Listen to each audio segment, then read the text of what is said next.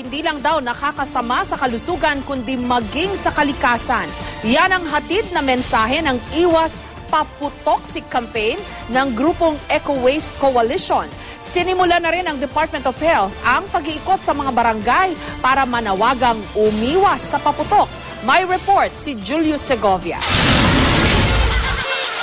Dumagundong ang covered court ng Cubao Elementary School nang sabay-sabay na itinaas ng may 1,000 mag-aaral ang kanilang mga improvised noisemaker na yari sa recycled materials.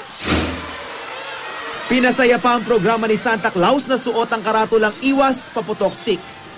Iligtas pa dahil walang mapuputukan, wala pang mai-emit na dangerous chemicals na pwede mag-produce ng mga smog.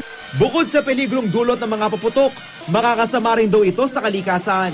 Kaya may kanya-kanyang slogang inihanda ang mga mag-aaral kung paano pangangalagaan ang kapaligiran sa pagsalubong sa bagong taon.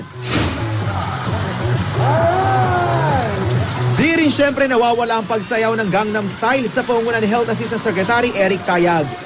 Mas magandang walang daliri pero dahil sa nag-Gangnam at hindi po nawala ng daliri dahil sa sumabog ang paputok.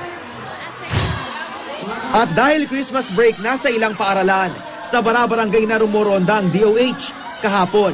Binisita ng DOH ang barangay Gagalangin sa Tondo, Maynila para ipaalalang dapat maging ligtas ang pagsalubong sa bagong taon. Gagamit na lang po ng tarotot para hindi po maputukan sa kamay ng mga paputok. Magsasayaw na lang para hindi maputukan ng kamay. Julio Segovia, GMA News.